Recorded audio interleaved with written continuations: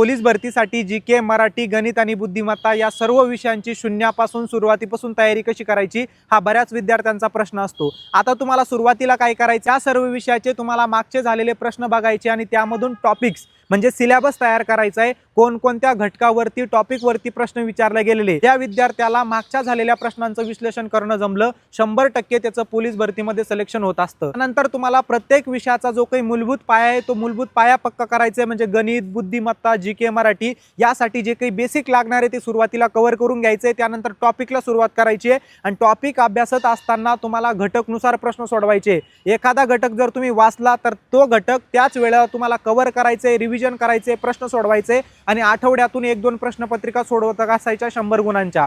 त्यानंतर एकदा तुमचा संपूर्ण सिलेबस कव्हर झाला की त्यानंतर तुम्हाला दिवसातून 3-3, 4-4 प्रश्नपत्रिका सोडवायच्या आहे आणि प्रत्येक प्रश्नपत्रिकेचं विश्लेषण करायचंय। मागच्या झालेल्या प्रश्नपत्रिका एकदा बघून घ्या, कारण बऱ्यापैकी प्रश्न हे रिपीट होत असतात, पॅटर्न रिपीट होत असतो। गणित बुद्धिमत्ताचे सुद्धा प्रश्न रिपीट झालेले, कन्सेप्ट तशाच तशा विचारल्या जात असतात, म्हणून मागचे झालेले प्रश्न आणि त्यांचं विश्लेषण करणं गरजेचं आहे। आणि हे विश्लेषणासाठी जर तुम्हाला पुस्तक पाहिजे असेल तर महाराष्ट्र पब्लिकेशनचा पांढरा घोडा हा प्रश्नसंच आहे। यामध्ये तुम्हाला मागच्या 3 वर्षाच्या प्रश्नपत्रिका विश्लेषण करून दिलेले आहे, म्हणजे तुमचा 100 गुणांचा अभ्यास एकदम चांगल्या पद्धतीने होणार आहे।